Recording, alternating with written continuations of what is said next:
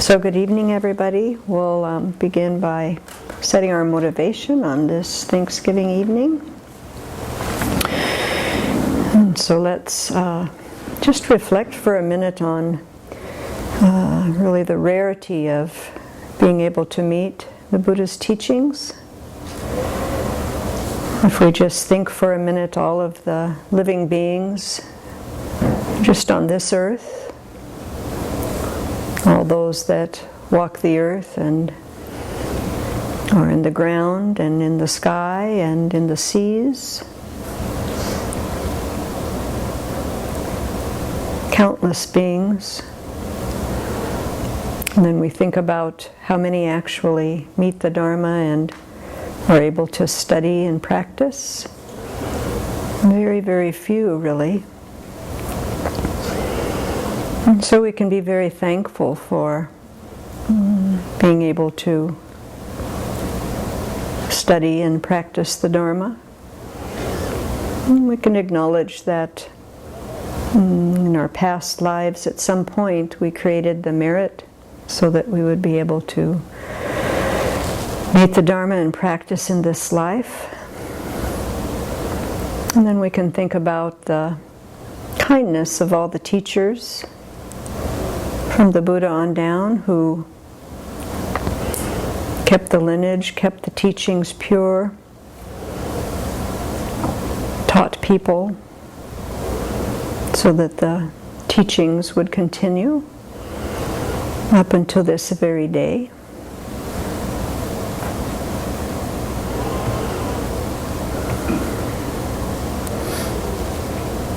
And so we have really a lot to be thankful for on this Thanksgiving Eve. We can also think about the circumstance that we have conducive circumstances so that we can study and practice and hear the teachings. And there are many people in this world that cannot, that would like to, but can't. They don't have the circumstances. And so let's really rejoice that we have the opportunity to share the Dharma tonight. And we do this with a very vast motivation.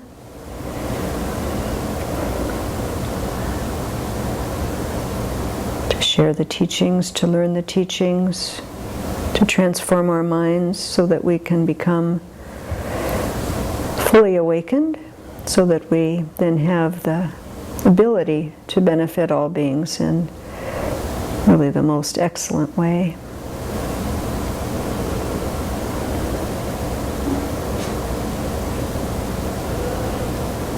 So let's have that motivation tonight as we share the Dharma.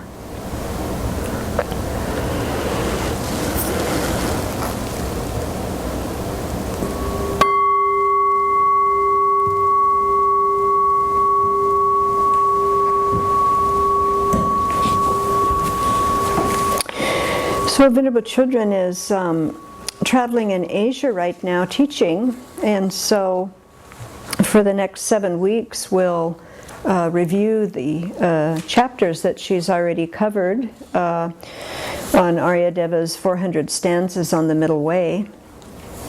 And so tonight I'll begin with chapter 1.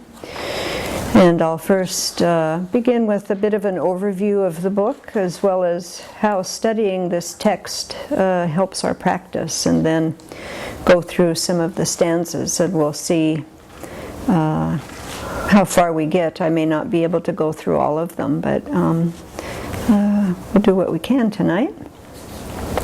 And so the 400 verses on the Middle Way is intended as a commentary for those wisdom texts written by Nagarjuna.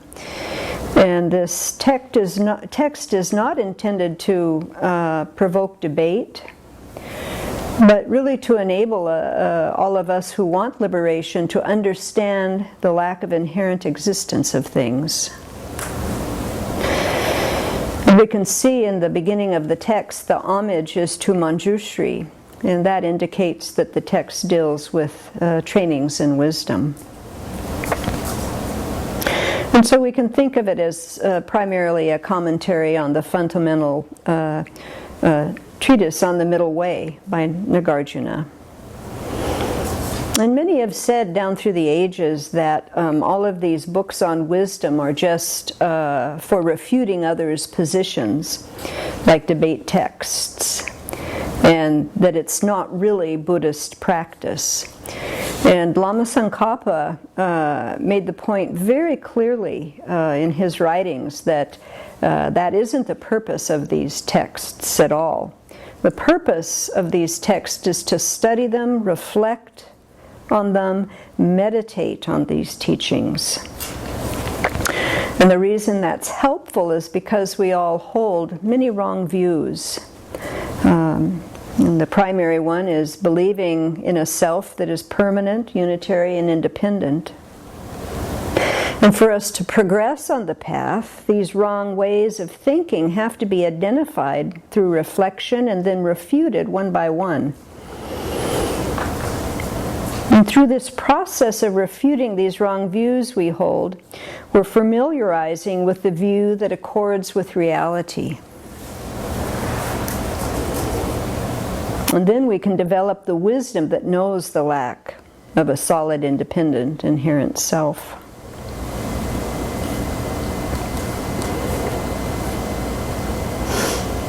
So the text explains the paths that depend on conventional truth and ultimate truth by describing the objects of these paths. And it was really written as a supplement to dispel doubts about Nagarjuna's treatise on the Middle Way. Because during Nagarjuna's life, he was continually refuting any inherent existence of anything to help people develop the correct view.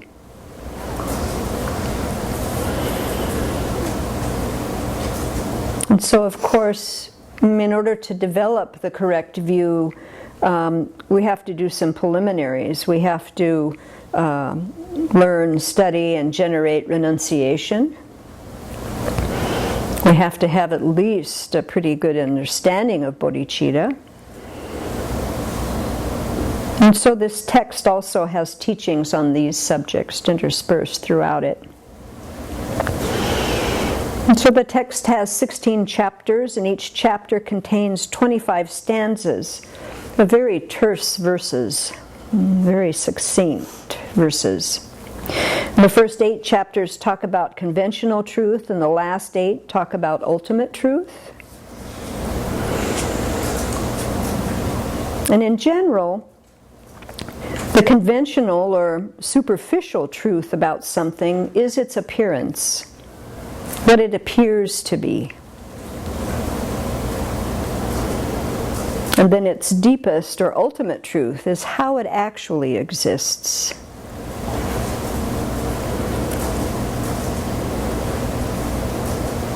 So we're talking about overcoming our incorrect views about conventional truth of things, how things actually appear to exist to us.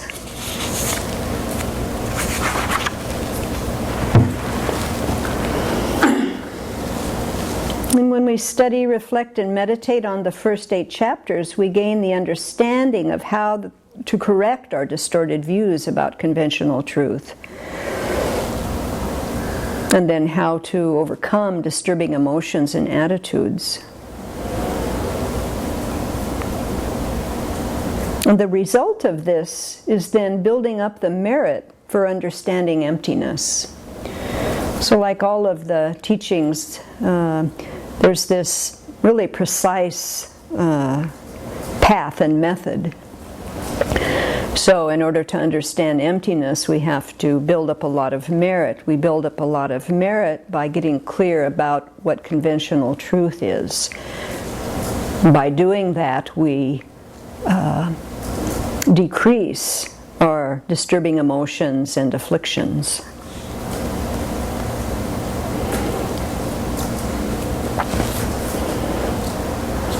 And So the first 4 chapters help us to develop aversion to samsara, or cyclic existence. And as Venerable Chodron emphasized when she taught this, if we don't have aversion to samsara, then we don't really have a bodhicitta practice. If we don't really want to get out of samsara ourselves, and act like we want to get out of samsara ourselves, then how are we going to want to help get others out of samsara? And if we don't see the disadvantages of rebirth in samsara, then, what is our bodhicitta trying to do? Because bodhicitta wants sentient beings to avoid this uncontrolled rebirth in samsara. And so developing renunciation is incredibly important.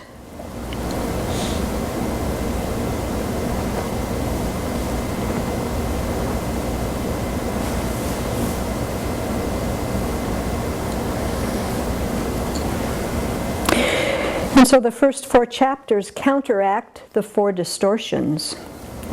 And these are seeing what is impermanent as permanent, and seeing what is foul or unclean in nature as pure, seeing what is unsatisfactory in nature as happiness, and seeing what lacks a self as having a self. And Aryadeva presents all of this in terms of the human body.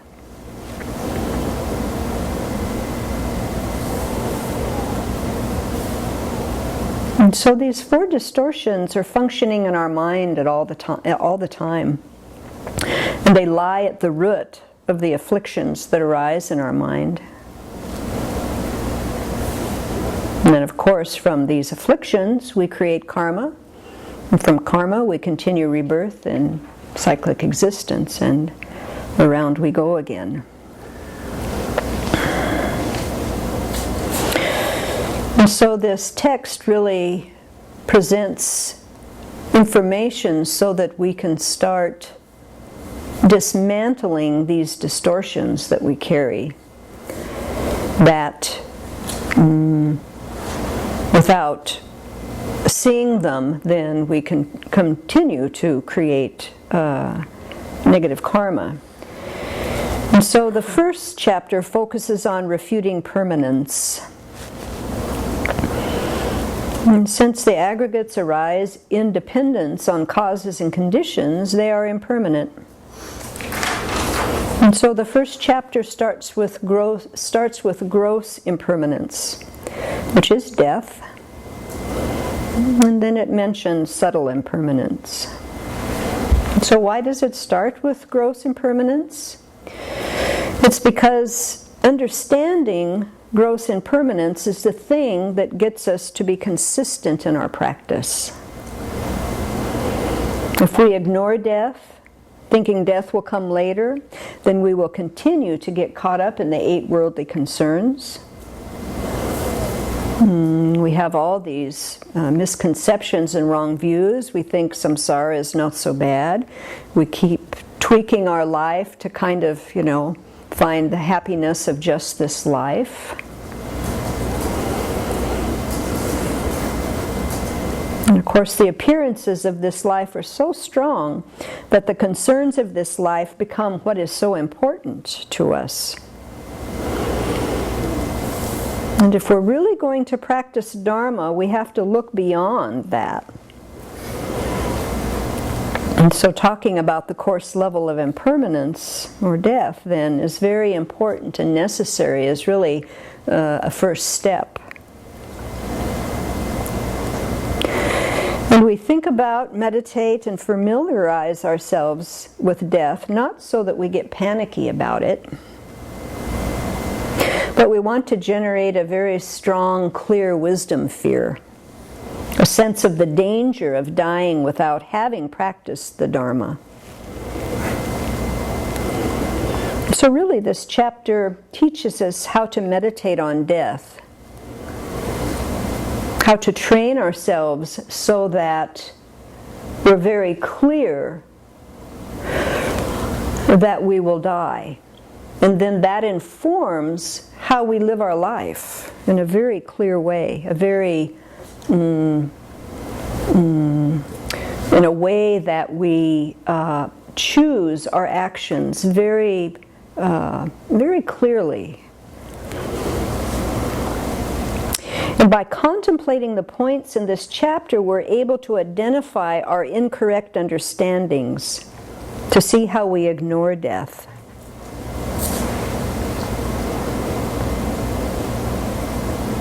And intellectually we can, when we're talking about it, we can say, oh yeah, of course I know I'm dying and will die. But when we look at our day-to-day life, that is not part of our consciousness generally. And so we really ignore this fact. And so with this frame of mind, or this frame then, we'll go through some of the stanzas.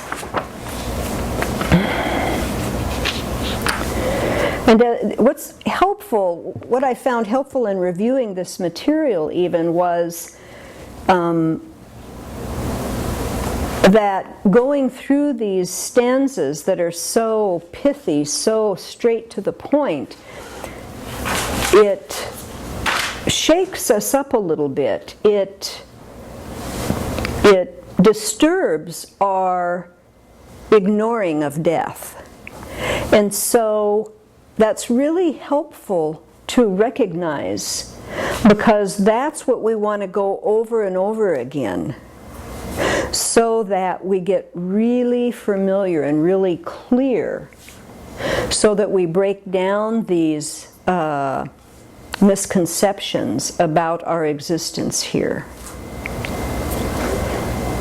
And in reviewing these again, not every stanza did that. Some did, some didn't. So for everybody of us, I would imagine some really are going to, kind of shake, and some aren't so much. So it's important to recognize the ones that do, and then those are the ones to meditate on and really work with.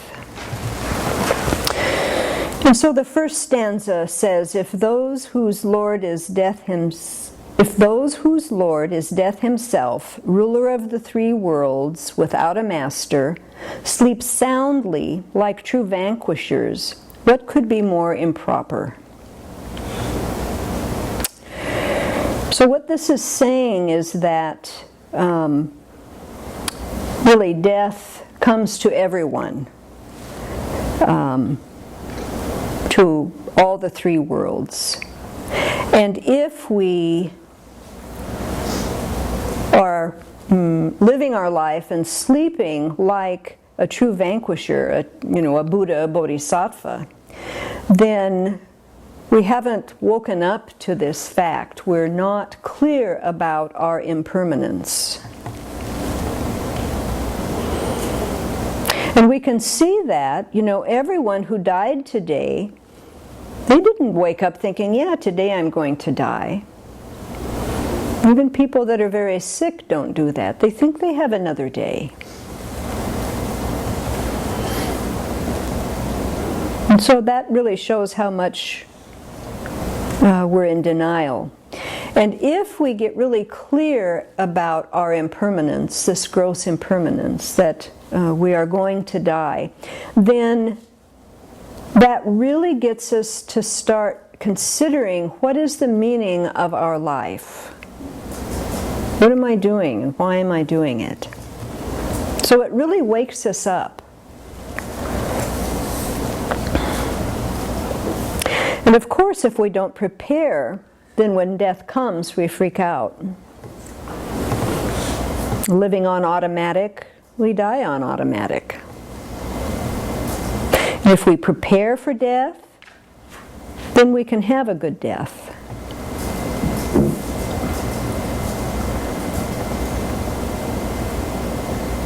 And so in this text, there are assertions from like someone else's voice, countering what these stanzas are saying. So the assertion after this first stanza is, the Lord of Death who rules the three worlds does exist, but meanwhile one has life, which wards off death. So while one is alive, there is no need to fear death. And then Aryadeva responds to that, answers that by then saying the second stanza, which is, those who are born only to die and those whose nature is to be driven appear to be in the act of dying and not in the act of living. And so this is interesting when you think about it. I don't know about you, but I always think that I'm in the process of living. And that is not accurate. I'm in the process of dying. And we feel like dying will happen later. Well, yeah, I know it'll come us later. Later. But death is caused by birth. Once born, aging starts, and aging leads only to death. So living does not ward off death. The moment something is created, it is in the process of decaying. And no matter what we do, our lifespan is decreasing.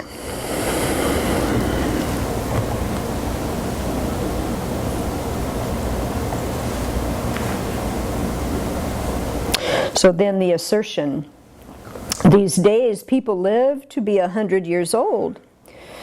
When 16 years have passed, there are still 84 during which one can first enjoy oneself and then try to ward off death. Since life is long, it is reasonable to place hope in it. Aryadeva answers that with, no, it is most unreasonable. And he says in stanza 3, you see the past as brief, yet to see the future differently, to think both equal or unequal, is clearly like a cry of fear. So to regard one's future lifespan as longer when the time of one's death is uncertain is irrational. We think we have so much time. At the time of death, science will cure what ails us. Or, I don't know, as I've gotten older, I used to think, well, I have this many years to go, this many years to go, this many years to go. We create this scenario of how long we think we're going to live. Not so helpful. Not so helpful.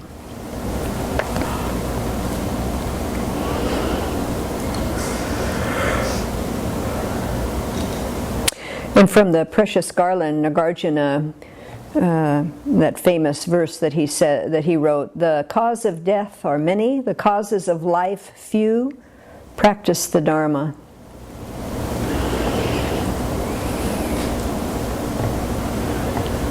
And so we cannot escape death.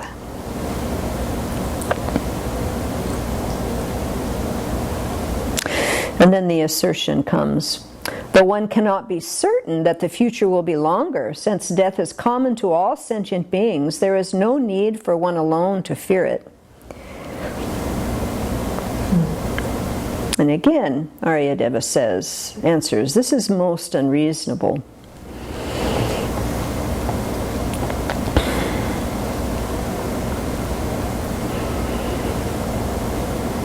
And so stanza 4, since death is common to others too, you have no fear of it. Does jealousy cause suffering when only one is harmed? So our mind is saying death happens to everybody, so why fear it?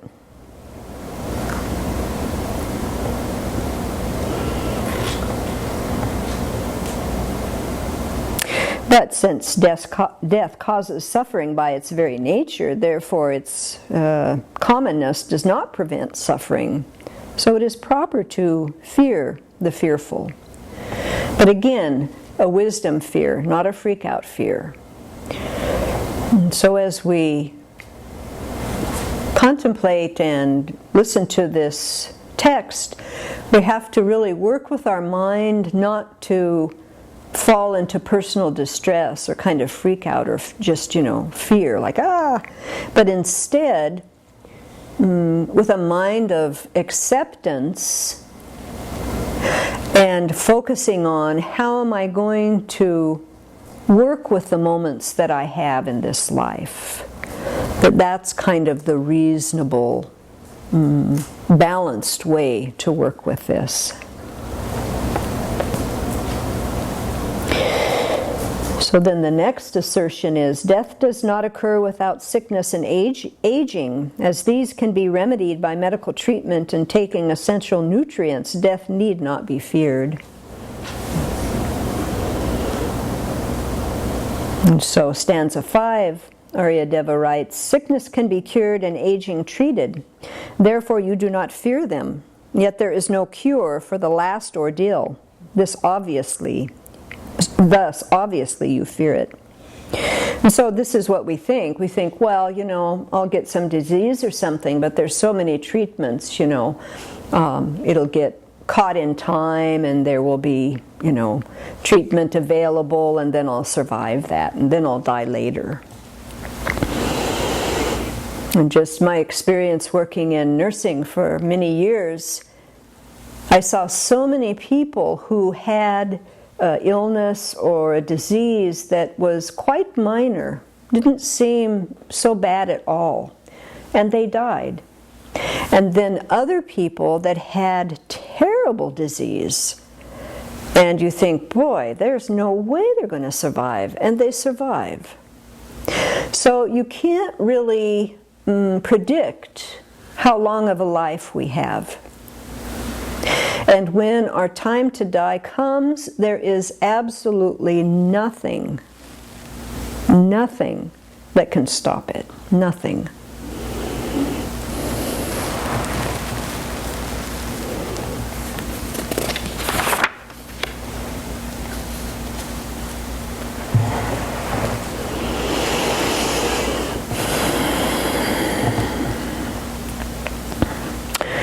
And then the next assertion is, though death will come and common beings cannot avert it, one does not fear it because at present one has no certain knowledge of it. And the answer from Aryadeva is, it's not difficult to know death.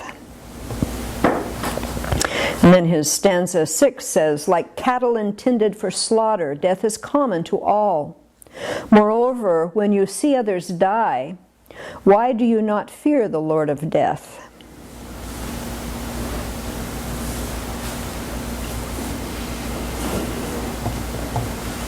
So it's important to consider the fearfulness of death. Instead of acting like cattle for slaughter who see the butcher kill one, wait to be killed themselves. And so we want to be conscientious in the practice of virtue. So why does he say that? I think he says that because if we don't act with good ethics in this life and we harm others, it's pretty easy to be born in lower realms then. And to be born as an animal and not have much possibility of doing much with that life.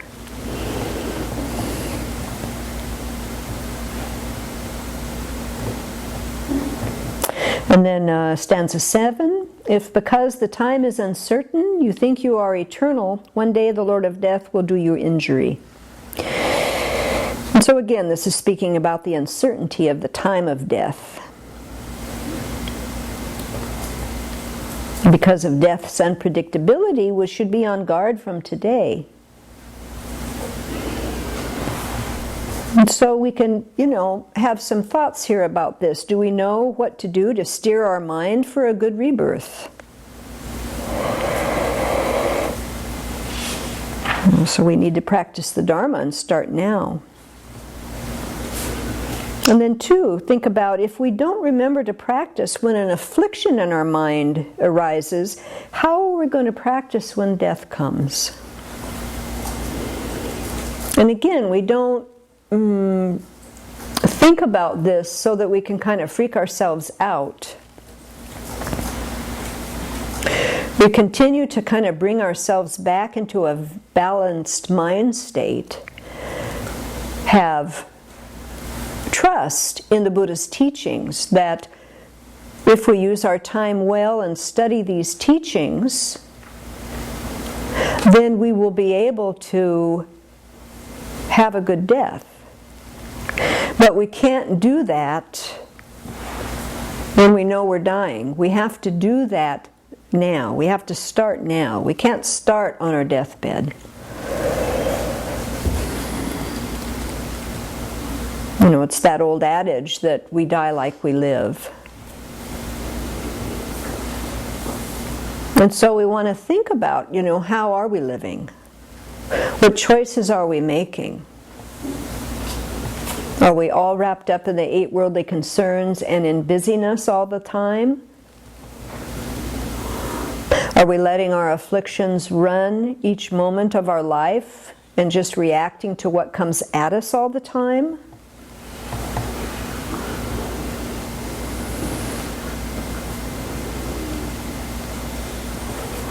And so if we are, whatever degree that is true for us, then, you know, there are antidotes to that. The first one is to start getting on the cushion and meditating so that we can start understanding our own mind, so that we can figure out how to, with compassion and with knowledge, direct our mind so we stay balanced, calm, clear, no matter what happens. No matter what happens.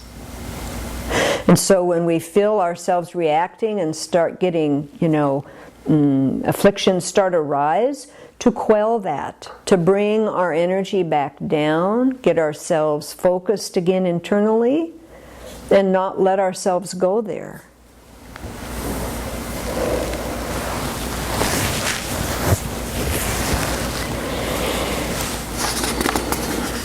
So I'm going to skip some of these because we're not going to get through all of them unless I do. So let's go to stanza 10. No matter whose life, it does not differ from the moments of mind. Thus people certainly do not perceive. Thus it is rare to know the self.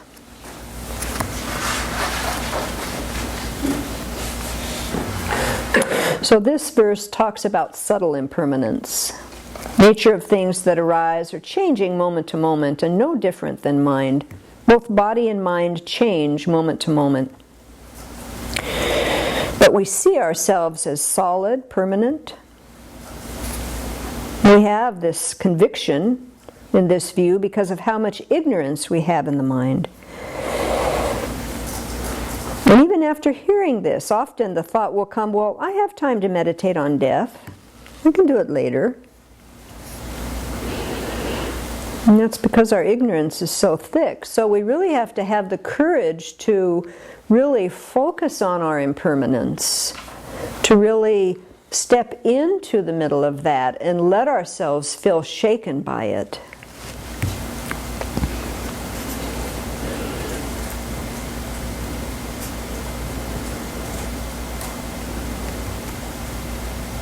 And if you think about it, if there's something I don't want to think about at the time of death, like regret, for example, then why do I do it when I'm living?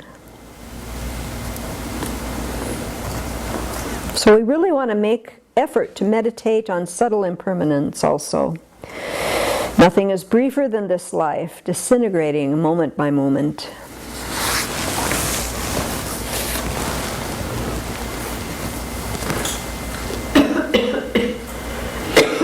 And then the assertion comes, being alive consists of a series of brief moments, but since the continuity is uninterrupted, life is long. Therefore, attachment to it is reasonable. And Aryadeva answers that, no, this is an erroneous idea. And then in stanza 11, You would like to live long but dislike old age. Amazing. Your behavior seems right to people like you. So with a bit of sarcasm. So what he's really saying here is, since you don't want old age, don't be attached to the continuation of life. At any moment, be ready to abandon this life, this ego, this self, these possessions. So we can familiarize with that.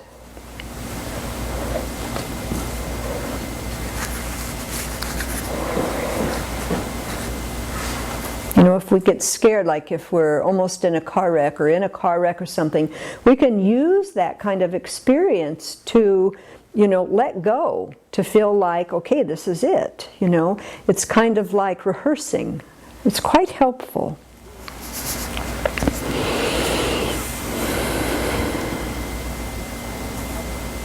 And then the assertion, though one does not want to age and die, when these two happen to one, they are not as much a cause for grief as when they happen to one's child.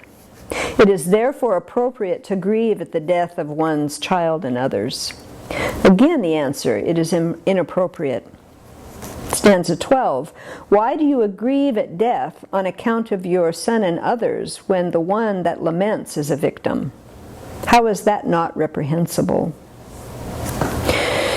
So in pointing out the impermanence of the body, Aryadeva doesn't limit himself to the discussion of just our own bodies, but extends it to the bodies of our loved ones. And so he talks about understanding the death of loved ones, and he uses particularly the difficult case of our own child dying. And he says it's very important to overcome attachment to loved ones, because attachment only causes pain. And also, we often grieve others' death for very self-centered reasons. We don't think and worry about where the person will be reborn. We're grieving what the future was supposed to be. We are grieving what never happened. But we ignore our own pending death. And if we thought about the others when alive, we would have encouraged them to be ethical, kind, compassionate, virtuous. But we think of them after they die, and then we want to know how to benefit them.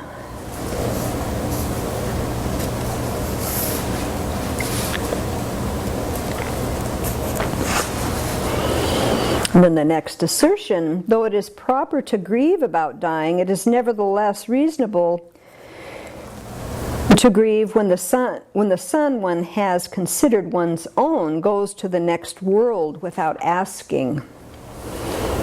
Aryadeva answers, even that is not admissible. In stanza 13 he writes, if unrequested someone has become your son, it is not unreasonable if he leaves without having asked.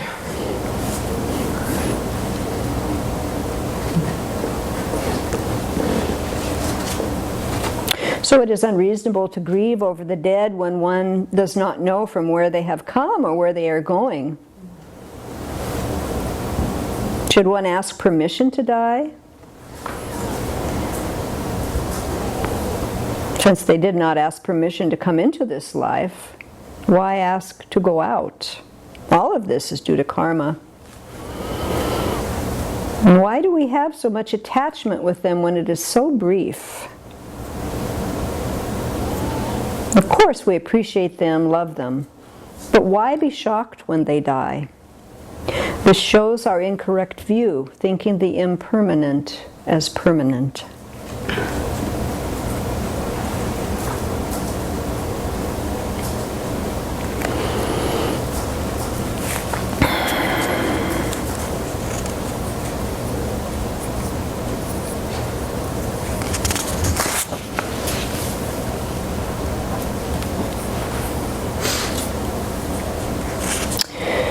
And in stanza 17, suffering caused by separation is quickly gone from human hearts. See too, attachment's instability, indicated by suffering's end. So So if the bonds of attachment did not loosen, the suffering it causes would not stop. But we can see in our own experience that the suffering does stop, which then reflects the instability of attachment. Attachment is not stable, so we can get beyond our attachment. Then the objection to this: though it is inappropriate to grieve in one's heart for a dead child and others, for the sake of convention, one must beat one's breast and so forth. So, stanza 18, knowing it is of no benefit, still you have injured yourself. You make yourself a hypocrite, which is also improper. And so this stanza talks about how we may fear if we feel calm, people will think we don't care for the person.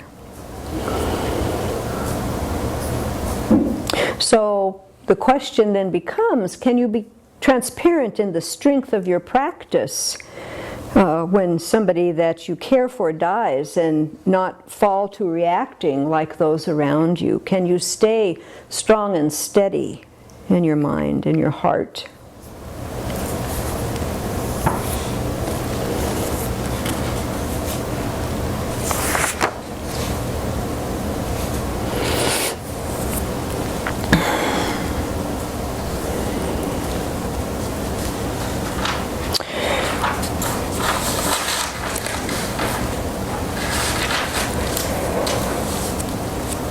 And then stanza 20, the objection is, though parting causes suffering, being with one's family causes happiness.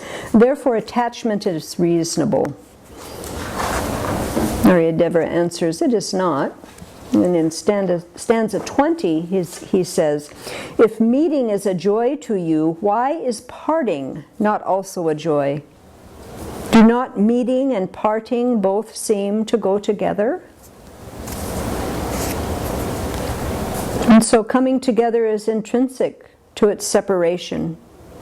Causes and conditions make things come together and separate. The more pleasure from attachment, the more pain at separation. The more pleasure from attachment, the more pain at separation. So it's really good to look at our pleasure as it arises.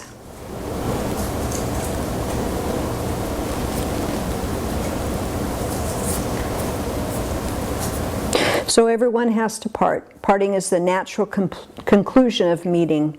Either you will have to depart first or your loved one will have to depart, but the parting is inevitable.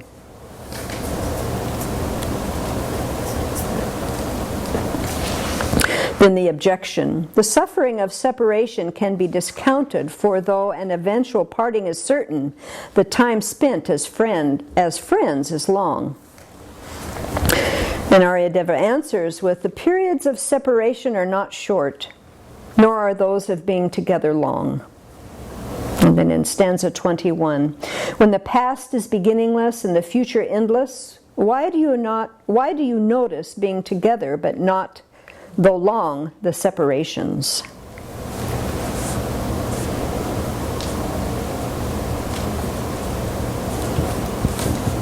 So again, this just points out to how our view is a bit distorted and how we are so caught up just in this one life.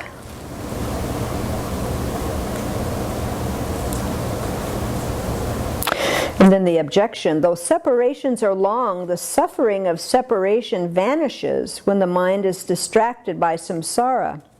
For example, enjoying the beauty of the seasons.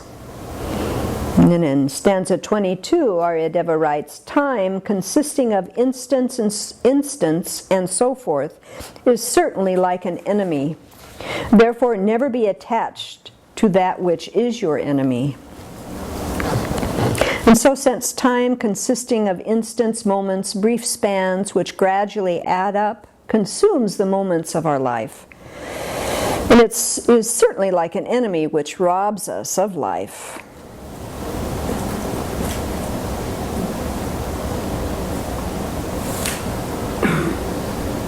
And when distracted by samsara, the separation doesn't seem so painful. But since we are going to separate anyway,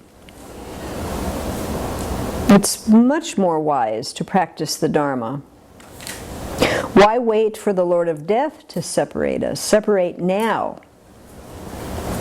And keep the Dharma in our minds continually. And then the objection comes. But what has been said is reasonable. Separating from one's family is hard, and fearing that, one cannot go off to the forest. And here when they mean go off to the forest, it's, dedicating one's life to the Dharma. And Aryadeva answers by writing, "Fool, because you fear separation, you do not leave home. Who that is wise does under punishment what must certainly be done." And so here this verse talks about when we think it's too hard to leave our loved ones, that we can't leave them for Dharma.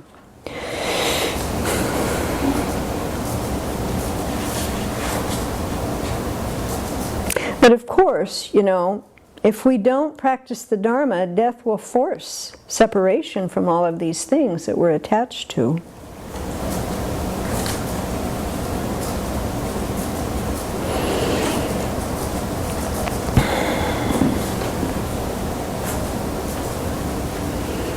And then the next objection, though one must certainly leave one's relations, nevertheless, only after bringing up one's son and handling over responsibility for the family to him, can one definitely go off to the forest.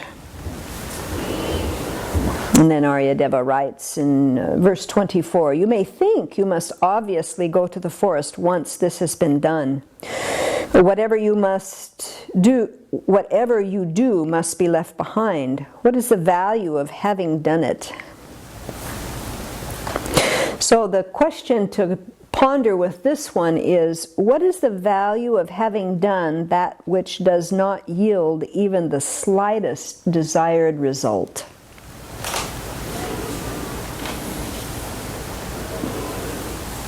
And so this is the not now mind. This is the life of busyness. I have time later to practice.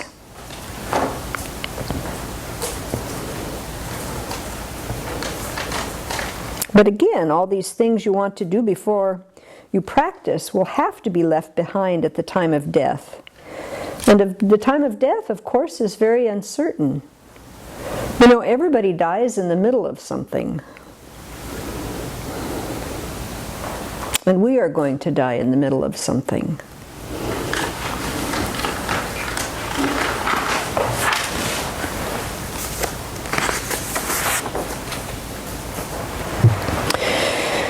And then the next objection to verse 24 is, though going off to the forest is of greatest importance, fear because of attachment to I and mine makes one unable to go. And then in verse 25, Aryadeva writes, "Whoever with certainty has the thought, I am going to die, having completely relinquished attachment, why would they fear even the Lord of Death?"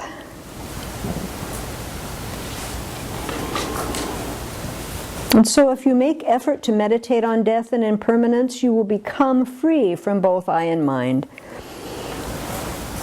For it is like this, whoever thinks, it is uncertain when I'll die, but I will die soon, and has certainty about it, then one will abandon busyness, one will abandon distraction.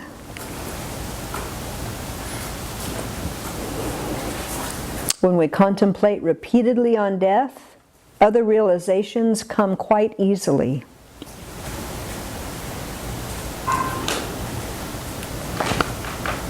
The path to generate insight is blocked until we meditate on gross and subtle impermanence. So that's why we cannot really have such deep concentration and insight yet.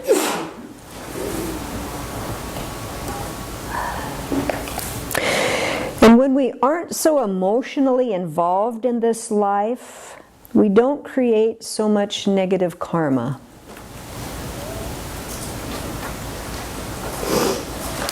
I think that's another one to kind of meditate on a lot. When we aren't so emotionally involved in this life, we don't create so much negative karma.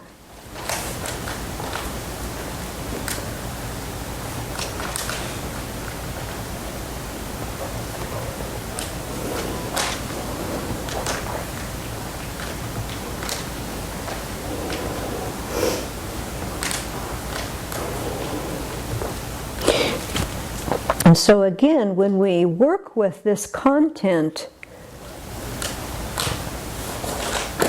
we have to go over and over again, gross impermanence, remind ourselves of our death over and over again.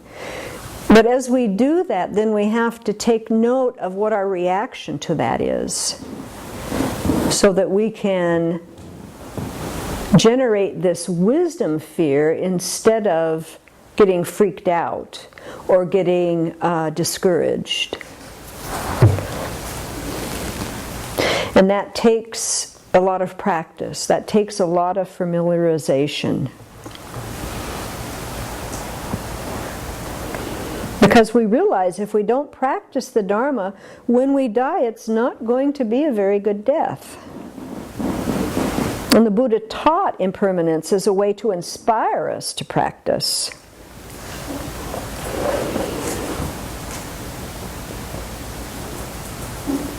And you can see, just even in our experience, you know, when we get sick, we get a little clearer about what's important, don't we? We're not so complacent. When we don't think about death, we get involved in all of these petty day-to-day worries and desires. But we're totally spaced out in the big picture. And what is the big picture? It's that we have been getting born and reborn again and again and again under the influence of ignorance, afflictions, and karma. And this lifetime is just one tiny little blip on the screen.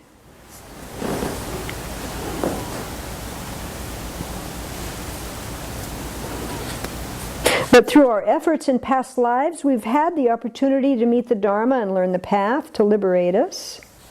So we don't have to be born again and again and again and experience birth, aging, sickness, and death. So when we realize this life doesn't last very long, but can be used to bring so much goodness for ourselves and others, it really energizes our practice, really gets us thinking about staying and living in the Dharma as much as possible.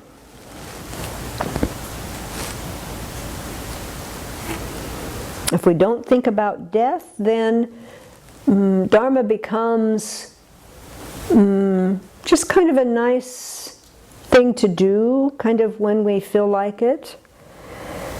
And that attitude does not get us to challenge any of our afflictions. Yeah.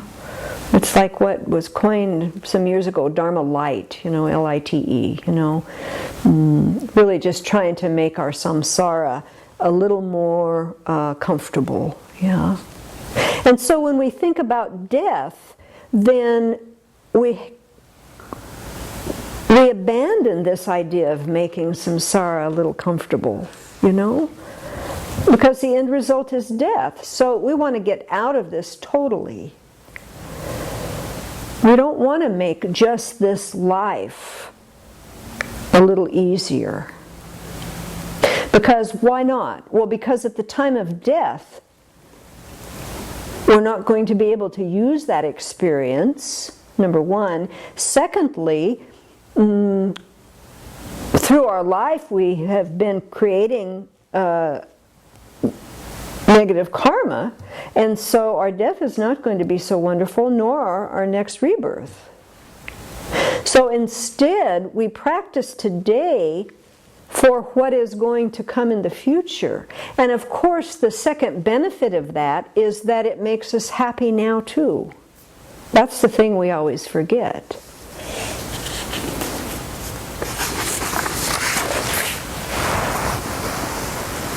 And so it takes a great deal of familiarity to really get rid of these incorrect views on what is impermanent and what is permanent.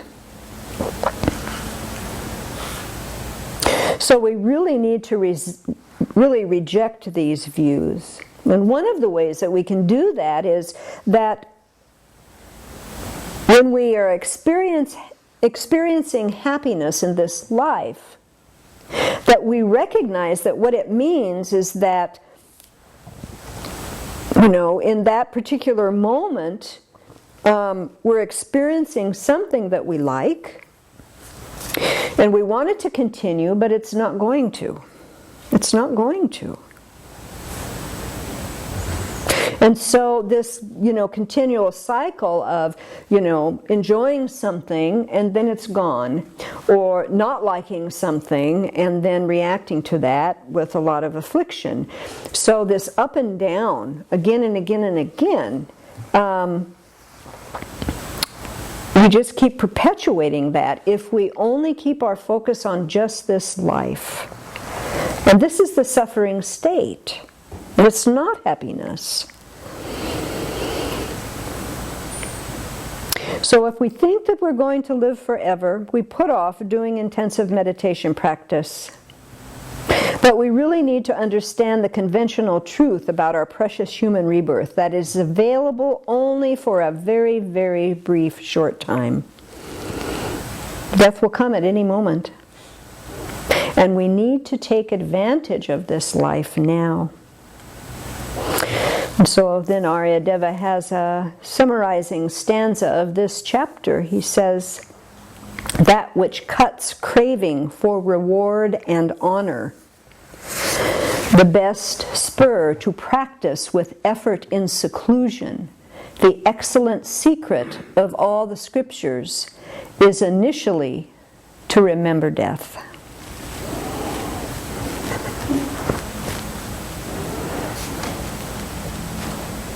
And so this is one of those practices where it's uncomfortable, and at least for me, my mind doesn't want to really go there, and I feel kind of the internal shake, and I keep making myself go over it again and again and again.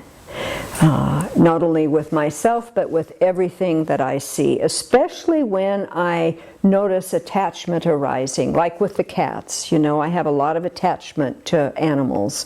And when I see the animal, I, in my mind, kind of quickly bring them through their lifespan to their time of death. And that helps me to decrease my attachment, keep my mind in reality, because this is the reality. This is what is. So then at the time of the death of that particular cat, I am not going to be so shocked. I am going to have some energy to help that animal instead of trying to manage my freak-out mind.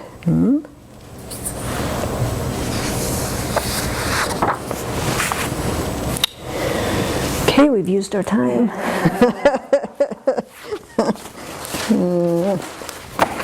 All right.